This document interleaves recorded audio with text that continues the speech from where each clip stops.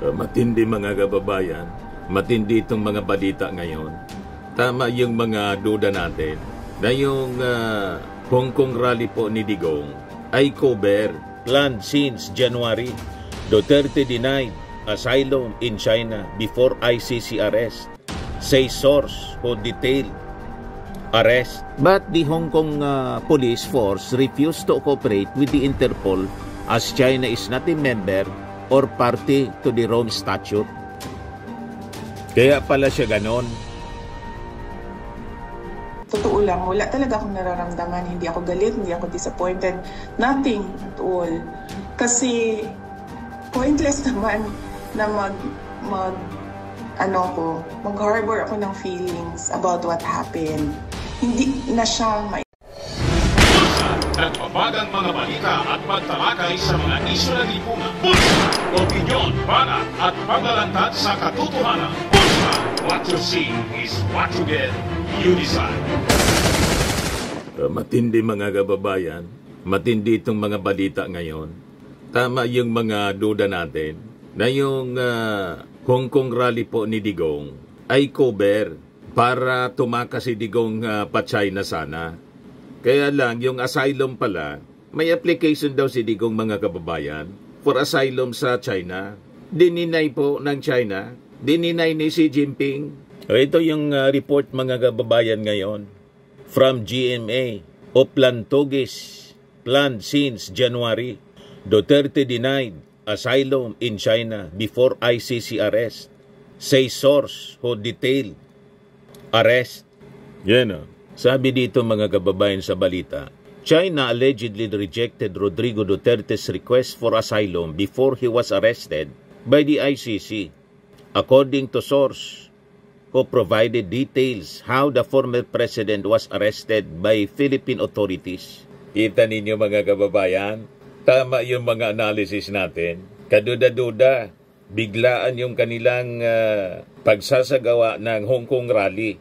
Kasi iba naman mga kababayan, ba't unahin nila yung Hong Kong rally na pwede naman dito sa Pilipinas? Kung ikukumpara natin yung mga OFW sa Hong Kong, kukunti naman po kung ikukumpara natin sa bulk ng mga botante na kailangang ikampanya dito sa Pilipinas. Inuna pa yung Hong Kong. O diba?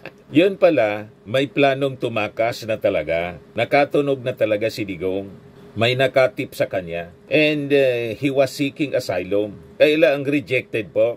So sabi dito, according to a 24 oras report by Maki Pulido, a trusted source said Philippine authorities have been preparing Duterte's arrest and the implementation of an ICC arrest warrant since January as part of the Oplantogis laid out by the Philippine National Police Criminal Investigation and Detection Group.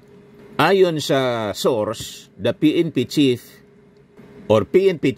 Romel Marbil commanded CIDG head Nicolas Torre to place Duterte under police custody as soon as the ICC issued the arrest warrant for Duterte for murder charges connected to crimes against humanity in connection with his deadly drug war. Ngayon, on March 7, Duterte flew to Hong Kong to attend an event with overseas Filipino workers.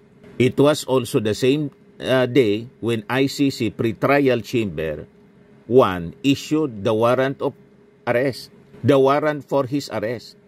At this point, the PNP was already in close coordination with the International Police Criminal Organization or Interpol. Ayon sa source, pinili sana ng CIDG na hulihin si Digong sa Hong Kong, but the Hong Kong police force refused to cooperate with the Interpol as China is not a member or party to the Rome Statute. May ganon talaga na mga lumabas mga kababayan na balita. Ngayon, yung mga authorities continued to monitor Duterte's activities via 4 CIDG agents up to his return to the country. On March 11, it is also said 6 members of the Hong Kong police escorted Duterte and made sure the former president boarded his flight back to the Philippines. Kaya pala ganon, mga kababayan yung nangyari.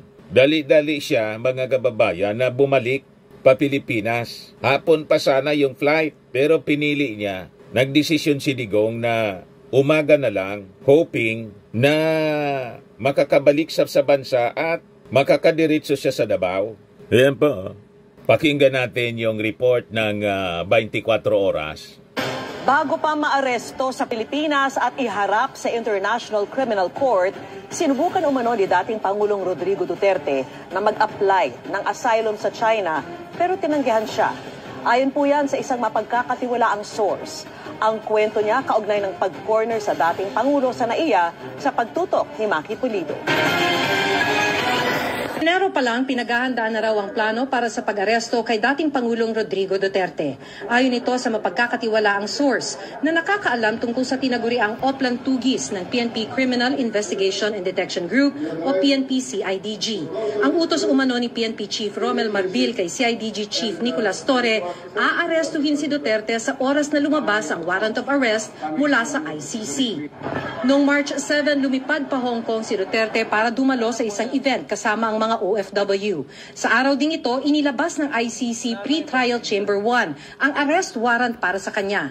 Sa puntong ito, may close coordination na ang PNP-CIDG sa Interpol o International Police Criminal Organization. Gusto raw sana ng PNP-CIDG na sa Hong Kong na arestuhin si dating Pangulo Rodrigo Duterte. Pero ayaw daw makipag-cooperate ng Hong Kong Police sa Interpol. Hindi miyembro o state party ang China sa Rome Statute. Para mamonitor ang galaw ni Duterte habang nasa Hong Kong, binuntutan siya ng 4 na CIDG agents hanggang noong March 11 nang lumipad pa uwi ang dating Pangulo. Ayon pa sa ating source, 6 na Hong Kong police din ang nagbantay kay Duterte para tiyaking sumakay siya sa kanyang flight. Dagdag ng source, nag-apply kasi umano si Duterte ng asylum sa China pero tinanggihan ito. Sabi pa ng source, 5 ang confirmed booking noon ni Duterte pabalik ng Pilipinas. Sa Pilipinas naman, naghahanda na ang PNP-CIDG. Bahagi umano ng kanilang SAIWAR ang pagpapadala noon ng 2 batalyon ng PNP Special Action Force sa Davao International Airport. Sabi ng source, alam daw ni Torre na sakit sa ulo kung doon lalapag si Duterte at doon aarestuhin. Kaya inileak daw na inaabangan ng PNP ang pag-uwi ni Duterte sa Davao. Sa NAIA Terminal 3 kung saan lalapag ang eroplanong lulan si Duterte, 4 na beses daw nag-dry run ang PNP-CIDG. Prinaktis pati kung paano sasabihin kay Duterte ang pag-aresto sa kanya. Dineploy ang 60 tauhan ng PNP-CIDG at 20 PNP staff. Hiningi rin ng PNP-CIDG sa pamunuan ng NAIA na sa boarding gate 116 ng NAIA Terminal 3 iparada ang eroplano. Ito raw kasi ang pinakamalapit sa elevator patungong exit sa tarmac kung saan naghihintay na ang mga coaster. Kaya paglabas ni Duterte ng eroplano, idiniretso na siya at mga kasama niya sa coaster na naghatid sa kanila sa Villamor Air Base. Sa gilid na ng runway ng airport, dumaan ang coaster patungong Villamor at matapos ang 12 oras, isinakay ang dating Pangulo sa chartered plane patungong The Hague sa the Netherlands. So yan ang nangyari, mga kababayan. Kaya pala siya ganon. Kaya diniritso na siya dito sa coaster ng PNP. Nilaglag, mga kababayan, si Digong. Maging ng China, dininay yung kanyang application for asylum. Yan o. Pakinggan natin itong sinasabi ni Larry Gadon. Alam na namin na may possibility na magtaguso sa China. Para mamonitor ang galaw ni Duterte Hong Kong, binuntutan siya ng 4 na CIDG agents hanggang noong March 11 nang lumipad pa uwi ang dating Pangulo. Ayon pa sa ating source, 6 na Hong Kong police din ang nagbantay kay Duterte para tiyaking sumakay siya sa kanyang flight.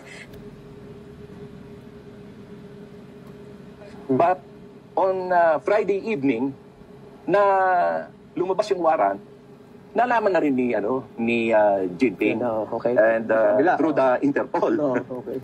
So, Parang hindi pwede. Meron kaming na-receive din na report na merong 10 bedroom na naghihintay sa kanya sa China. Na ang report din sa amin is it could have been bought by yung mga Chinese friends niya na na yung mga nakinabang doon sa COVID, yung nakinabang sa mga Parmali. Billion kasi ang napunta sa kanila eh. So, at the time, hindi pa na-issue yung warrant. asking the ICC. So, ganun pala mga kababayan yung nangyari. Kaya pala, nag-decide na lang siya na bumalik. And maybe yung plano ni Digong, magtago na lang kung saan dito sa, sa Pilipinas. Maybe doon sa Mindanao, mag-ala Pacquiao siya. Susugal na lang siya mga kababayan. Hindi nangyari. Talagang yung destiny mga kababayan niya ay mapanagot sa pamamagitan po ng ICC. And maybe that's the reason why sa mga statement po ni Sara Duterte, hindi na siya umaasa po na makakabalik pa ang kanyang tatay sa Pilipinas. And in fact, yung statement ni Sara Duterte sa kanyang online press con, move on na lang daw po tayo. Medyo mabait po si Sara. Ayan sabi sa report ng Inquirer, BP Sara admits possibility Father Rodrigo Duterte might not return to the Philippines. Pakinggan natin yung kanyang sinabi kanina. Sa totoo lang, wala talaga akong nararamdaman. Hindi ako galit, hindi ako disappointed. Nothing at all. Kasi pointless naman na mag-harbor ako ng feelings about what happened. Hindi na siya maibabalik. Hindi na mababalik si Pangulong Duterte sa Pilipinas. So what we should do as a country is move on from what happened. No? What will we do as our ways forward as a country and as a people from what happened? Magalit man tayo, walang papupuntahan yung galit natin. So we should move forward from what happened, and the country should decide, the people should decide saan ba tayo papunta.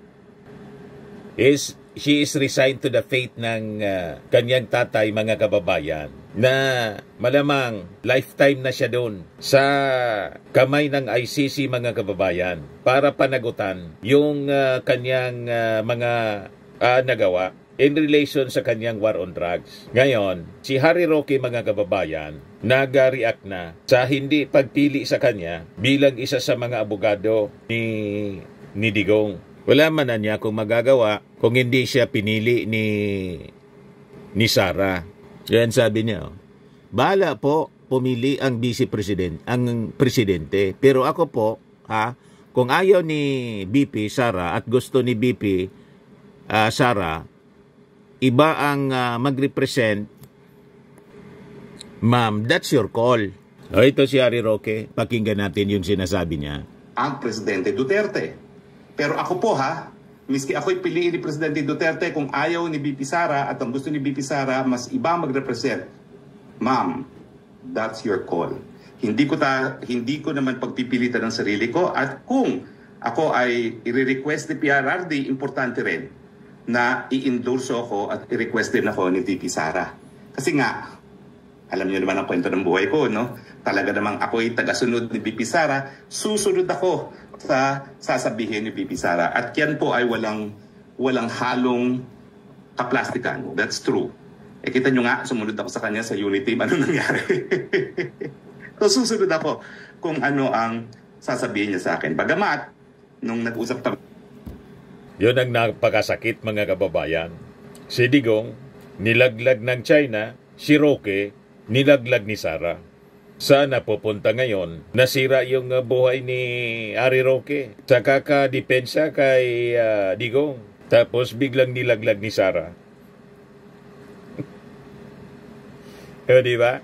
Mga kababayan, talagang napakasakit. Pero that's life. So yan lang po mga kababayan yung ating short video ngayon. Ito naman po, Firmax Firming and Lifting Cream, pinapahid po sa mga pulses in affected area. Mainam po sa paninigas ng mga kaso-kasuan. Ito naman po, Automax Radiant Serum. Sa mukha naman yung application, anti-aging po siya. You will look 10 years younger than your age. Sa mga cancer patients naman po, baka lang gusto ninyo itong itry. Neng siya Red Mix Fruit Drink. Hindi mo po siya gamot, food supplement siya. Kaya lang, gawa siya mga kababayan sa goji berry. Yung goji berry may anti-cancer properties. O ngayon, yung mga inquiries ninyo, dumiritso na lang kayo sa aming messenger sa Facebook para masagot namin agad. Ayos pa? Ayos na ayos niya, Mr. Maravilla. At sa mga naghanap po ng malinis and spacious fitness gym, Pumunta lang po kayo sa aming Colossal Fitness Gym. May Grab Car Rental din po kami. Ito naman po yung bago naming product na binibenta online. iGlow Serum, whitening po siya. Tingnan ninyo yung epekto sa aking anak na architect before and now. Yung mga inquiries po ninyo, dumiretso na lang kayo sa kanyang Facebook account, Riz Maravillas.